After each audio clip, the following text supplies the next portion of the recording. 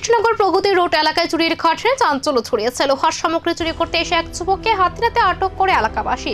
স্থানীয় বাসিন্দা স্বপন চক্রবর্তীর অভিযোগ, গত কয়েকদিন ধরে তার বাড়ি থেকে ধারাবাহিকভাবে লোহার জিনিসপত্র চুরি হচ্ছিল। শনিবার সকালে ফের চুরির উদ্দেশ্যে এলাকায় এলে সন্দেহজনক অবস্থায় এক যুবককে দেখতে পান তিনি। এরপর এলাকাবাসীর সহায়তায় তাকে হাতে আটক করা হয়। জানা গেছে, ধৃত যুবক মোহনপুর এলাকার বাসিন্দা। এলাকাবাসীদের দাবি, শুধু একটি বাড়ি নয়, গত কয়েকদিন ধরে কৃষ্ণনগরের বিভিন্ন এলাকায় একই ধরনের চুরির ঘটনা ঘটছিল। ফলে এলাকায় আতঙ্কের পরিবেশ তৈরি হয়েছে।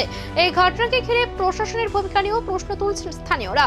এলাকাবাসীদের তৎপরতায় চোর ধরা পড়লেও পরপর চুরির ঘটনায় নিরাপত্তা নিয়ে উদ্বেগ বাড়ছে। দ্রুত প্রশাসনিক পদক্ষেপের দাবি জানিয়েছেন স্থানীয়রা। নিরাপত্তা নিয়ে প্রশ্নের মুখে প্রশাসন, এখন দেখার পরবর্তী পদক্ষেপ কি না হয়।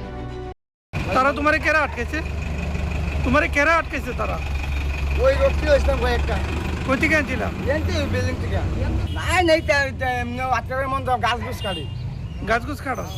তোমার নাম কি তা? মোহনপুর কোন জায়গাত বাড়ি? এই ব্যাপারে প্রশাসনের আরো সক্রিয় ভূমিকা নেওয়া উচিত। জায়গাটার নাম কি তা? প্রগতি রোড। এমনি আর কোনোদিন ধরছেন নিতে রে? এটি প্রায় প্রতি সময় হ্যাঁ লয়ে যায় ইন দ্য রড, কিন্তু আমার স্কোপ থাকে না ধরার। আমি একটা ডিউটি করি, এই কারণে আমি হ্যাঁ ধরতে পারি না। আজকে আমি ধরছি তারে, এবং প্রতিনিয়ত সে রড চুরি করতেছে এবং এই বিল্ডিং থেকে প্রায় প্রতিদিন নিতেছে। ঠিক আছে, এরপর এই ব্যাপারে থানাতে যদি তাদের দেওয়া হয়, থানার থেকে কোনো অ্যাকশন হয় না, কোর্টের থেকে বেল হয়ে জায়গা। চুরের যদি এইভাবে বেল হইতে থাকে তাহলে কিভাবে হইব দেশ, কিভাবে চলবো? আইন কই, প্রশাসন কই? এমনি থানাতে জানাইছেন না আজকে? না, এই মাত্র ধরলাম।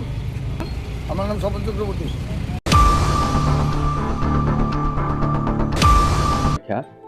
बाहायनो जों दा मोसानाय चिकन माने जोंनि बिख्रा फेमिलि दंनाय बाहेराव